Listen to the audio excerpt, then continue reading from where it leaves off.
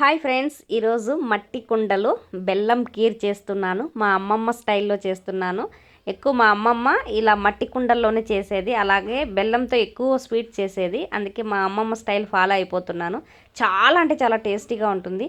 ముందుగా ఇక్కడ నేను స్టవ్కి పసుపు కుంకుమ పెడుతున్నాను. ఇది చాలామంది విచిత్రం అనుకోవచ్చు, కానీ పండగలు వచ్చినప్పుడు దేవుడికి నైవేద్యం చేసినప్పుడు కానీ, లేదా ప్రతిరోజు మా ఇంట్లో అయితే మా అత్తమ్మ ప్రతిరోజు పూజ చేసి తర్వాతనే వంట స్టార్ట్ చేసేది. నేను అంత ఓపిక అయితే నాకు లేదు. ఎప్పుడన్నా పండగల పూట మాత్రం ఖచ్చితంగా మా అత్తయ్యని ఫాలో అవుతూ ఉంటాను. మా అత్తయ్య కనీసం శాస్త్రాలను అప్పుడప్పుడన్నా ఫాలో అవ్వాలి కదా, మరి అందుకే అవుతూ ఉంటాను. అప్పుడప్పుడు అలా ఫాలో అవుతూ ఉంటాను. సో లక్ష్మీదేవితో సమానంగా కొలుస్తాం మా ఇంట్లో స్టవ్ని.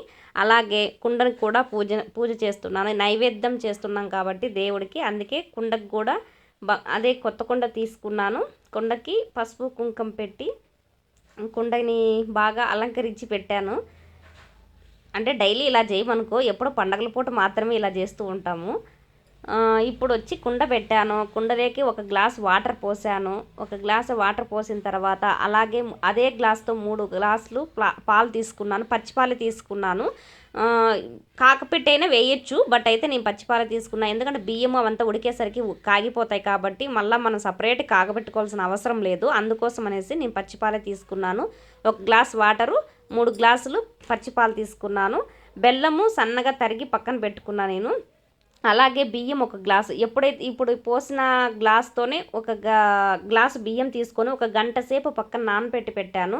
ఇక్కడ పాలు పొంగుతున్నాయి కదా, పొంగే టైంలో మనము ఈ బియ్యం అనేది వేయాలి. అందులోకి ఒక గంట సేపు నానబెట్టుకోవాలి. బియ్యం నానితే పిరిక్కన ఉడుకుతుంది.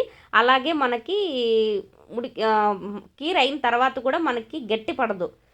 కీరు మనం ఏ మోతాదులో చేస్తామో అలాగే ఉండిపోతుంది.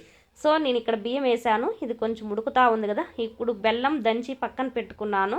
ఆ బెల్లం అనేది ఇందులోకి వేస్తున్నాను. నేను 1/2 కేజీ తీసుకున్నాను. ఒక గ్లాసు బియ్యంకి 1/2 కేజీ బెల్లం తీసుకున్నాను. ఒక గ్లాస్ వాటరు, 3 గ్లాసులు పాలు తీసుకున్నాను. కరెక్ట్ మోతాదు సరిపోతుంది. మనం ఎక్స్ట్రా ఏం తీసుకోవాల్సిన అవసరం లేదు. బాగా గుర్తుపెట్టుకోండి. కొత్తగా చేయాలనుకున్న వాళ్ళు అయితే మాత్రము ఒక గ్లాస్ వాటరు, 3 గ్లాసుల పాలు, ఒక గ్లాస్ బియ్యం. సో ఇక్కడ యాలక్క బుడ్డ దంచుతున్నాను. బాగా జూమ్ చేసి దంచుతున్నాను, ఎందుకంటే యాలక్క బుడ్డ మిస్ అయిపోతానేమో అనేసి గుర్తు పెట్టుకొని మరీ దంచుతున్నాను ఫ్రెండ్స్. అది జూమ్ చేసి మరీ చూపిస్తున్నాను యాలక్క బుడ్డ.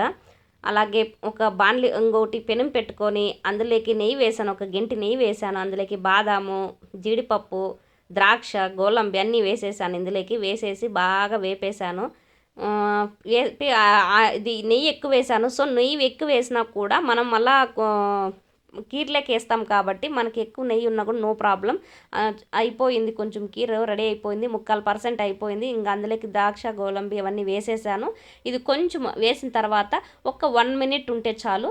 ఇక్కడ పాలు పొంగినాయి, కుండ మీద గలీజ్గా ఉంది అనుకోవద్దండి. ఎందుకంటే దేవుడికి నైవేద్యం చేసినప్పుడు కంపల్సరీ పాలు పొంగాల. అలా పాలు పొంగితేనే మన ఇంట్లో కూడా సిరి సంపదలు వస్తాయని పెద్దవాళ్ళు చెప్తారు. అందుకోసం అనేసి మనం దేవుడికి నైవేద్యం చేసిన ఏమైనా సరే పాలు పొంగంది మనము ఏది కూడా మనం చేయకూడదు నైవేద్యం దేవుడికి. సో అందుకేసి నేను పొంగపెట్టాను. ఇక్కడ వేడి వేడి బెల్లం కీరు రెడీ అయిపోయింది.